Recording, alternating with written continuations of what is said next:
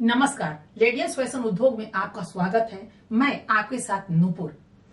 आज मैंने एक औद्योगिक क्षेत्र के लिए महिलाओं के लिए रास्ता बनाए थे। वो रास्ता जहां महिलाएं घर बैठे काम कर सकती हैं या कोई भी चीजों में अगर वो निपुण हैं, अगर उनके पास हुनर है तो अपने हुनर को वो आगे बढ़ा सकती हैं।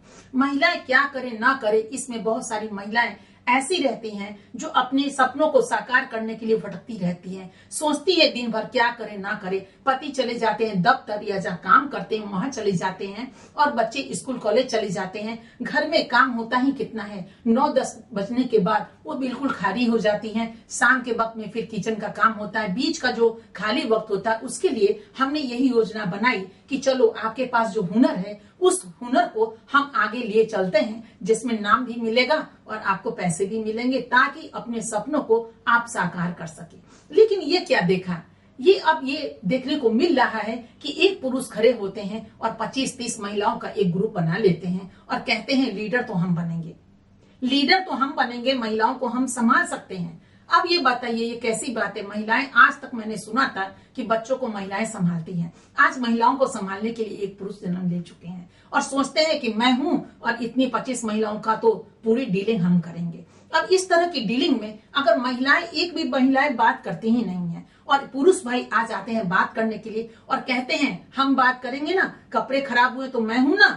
तो पहली बात, आपका प्रोफेशन कुछ अलग है, उसमें कपड़े की चीजों की जानकारी आपके पास है नहीं। जिनके पास है उनके लिए ये बातें नहीं कही जा रही है, लेकिन जिनके पास ये हुनर नहीं है और वो किसी दूसरे क्षेत्र से, प्रोफेशन से बिलोंग करते हैं, हम ये बात उनके लिए कह रहे हैं कि उनको सिलाई कटाई बुनाई की कोई नॉलेज ही नहीं है और कहते हैं खराब हुआ, गड़बड़ी हुई तो हम है ना संभालने के लिए, पूरी जिम्मेदारी मेरी। अब बताइए 25 महिलाओं की जिम्मेदारी अगर अपने ऊपर आप ले लेते हैं और 25 कपड़े, अगर एक दिन में अगर एक कपड़ा भी बर्बाद होता है और 25 कपड़े मान लीजिए बर्बाद होते हैं तो इसकी जिम्मेदारी कैसे आप ले सकते हैं। आप तो कहेंगे कपड़े अच्छे हैं, क्योंकि मुझे अच्छा लग रहा है तो आपको बुरा कैसे लग सकता है। आप यही अपनी दलील देंगे, अपना तर्क देंगे और उस तर्क में कौन जाए उलझने के लिए। सवाल बस इतना है, महिलाएं क्या अपनी जिम्मेदारी नहीं निभा सकती? महिलाएं जो सिलाई जानती हैं करना, वो क्या बात नहीं कर सकती या फिर इस फैसले को आगे तक नहीं लिए चल सकती? या 4-5 महिलाएं जो है वो आपस में गुफ्तगू नहीं कर सकती? उसके लिए क्या जरूरी है पुरुषों का हाथ पकड़ना? घर में अगर हमने इस चीजों को आरंभ किया तो घर में पुरुषों की क्या जरूरत है? जहां हम भी नहीं है, महिलाएं खुद काम कर रही हैं, अपनी सिलाई मशीन पे काम कर रही हैं, क्या उस समय पूछना जरूरी है कि लाल कपड़े में गुलाबी अगर पति कह दे या भाई कह दे नहीं गुलाबी सिलो, और गुलाबी के बाद आप कहेंगे लाल और गुलाबी में फर्क क्या होता है? ये आपको दिखाई पड़ता है, मुझे तो लग रहा है कि लाल और गुलाबी सिलाई होती है, सिला ना मेरी पत्नी ने, आपको क्या प्रॉब्लम है? तो भाई साहब मुझे तो प्रॉब्लम है, क्योंकि गुलाबी कपड़े में गुलाबी धागा ही होना चाहिए।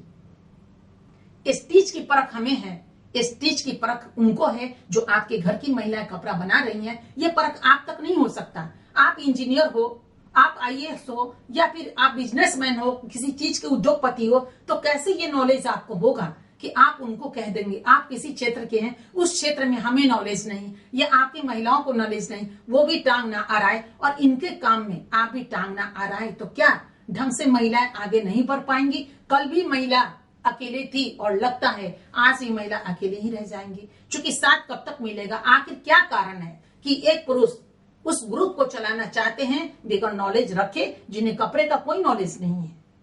तो फिर वह काफी तकलीफ होती है और हम इस उलझन में फंस जाते हैं और सोचने पर हो जाते हैं मजबूर, क्या करे और क्या ना करे, क्या जवाब दे और क्या जवाब ना दे। बहुत सोचा, बहुत समझा, आए दिन ऐसी बातें, ऐसी समस्याएं सामने आकर खड़ी हो जाती है और मुझे लाचारी भरी जिंदगी जीने पर मजबूर हो जाना पड़ता है। आखिर ऐसे पढ़े लिखे पुरुषों को क्या जवाब दिया जाए, जहां महिलाएं सोचती कुछ है, चाहती कुछ है करना, लेकिन कुछ नहीं मिल पाता है। आज भी यही चीजें हैं। चलो महिलाओं ने कहा कि मुझे कंपनी में काम करने के लिए मेरे मान सम्मान को धक्का पहुंचता है। पति कहते हैं मेरी पत्नी, मेरी बहन, मेरी बेटी कंपनी में काम नहीं करेगी, मेरी बेटी किसी दूसरे के दरवाजा पे जाकर मशीन नहीं चलाएगी, अपने हुनर को नहीं डालेगी। प्रशिक्षण केंद्र अलग बात है, लेकिन काम करना अलग बात है। चलिए ऐसे परिवार के लिए हमने घर में ही शुरू कर दिया कि चलिए घर में जो है घर में ही सिलाई कीजिए, घर में ही कपड़े बनाइए, कोई बात नहीं है। लेकिन घर में क्यों पुरुष इस तरह विचलित हो जाते हैं और महिलाओं को सोचते हैं नहीं हमसे होकर महिला तक कोई पहुंचे, और महिलाएं खामोश हो जाती हैं, ढंग से बात भी नहीं कर पाती हैं और सोचती हैं पुरुष कैसे चले जाए तो फिर हम नंबर से बात करें, फिर डायल करती हैं और अपनी समस्या को बताती हैं। और उनके डर से जो आवाज उनकी नहीं निकलती है, क्यों नहीं खुलकर महिलाओं को आप बात करने देते, जिनके पास हुनर है उनको क्यों नहीं सामने आने देते, क्यों हुकूमत चलाते हैं महिलाओं की जिंदगी पे। 24 घंटा महिलाओं ने नहीं लिख दिया आपके नाम, वो पति हो, पिता हो, पुत्र हो, जो भी हो, आप जन्मदाता हो, लेकिन हुकूमत कैसे चलाते हैं आप। अरे 2-4 घंटे भी तो उनको अपने अनुसार अपनी जिंदगी घर में ही रहकर जीने दीजिए। हम तो बस सभी जितने पुरुष भाई लोग हैं उनसे यही निवेदन करेंगे कि उनको अपनी जिंदगी जीने दीजिए और उनकी जिंदगी में हुकूमत मत चलाइए। आपके पास बहुत सारे काम पड़े हैं, आरंभिक दौर से आज तक आप ही तो आगे बढ़ते रहे हैं। आप गिनती कर लो तो चांद पर इतने सारे लोग पहुंच गए, कितनी महिलाएं पहुंची हैं? पहुंची जरूर है लेकिन कितनी? हर क्षेत्र में आप आगे आए हो, हर जगह हमें लड़ना पड़ता है आरक्षण ले करके। क्यों आरक्षण ले महिलाएं कि मुझे आरक्षण दो? पहले 33% के लिए लड़ाई हुई, फिर 50% के लिए लड़ाई हुई। सच तो ये है आधी आबादी हमारी है, आधी सत्ता मेरी है। हम कब से भिखारी बन गए, कब से मांगने पे हम लाचार और मजबूर बन गए कि हमें 33% दो और हमें 50% दो। नहीं, हम तो ऐसे ही जब से जन्म लिए तब से 50-50 हैं और ये मानना ही आपको पड़ेगा। सिर्फ देवी की पूजा नवरात्रा में मत कीजिए, हर दिन देवी आपके घर में है, सबसे पहले उसकी पूजा आरंभ कीजिए।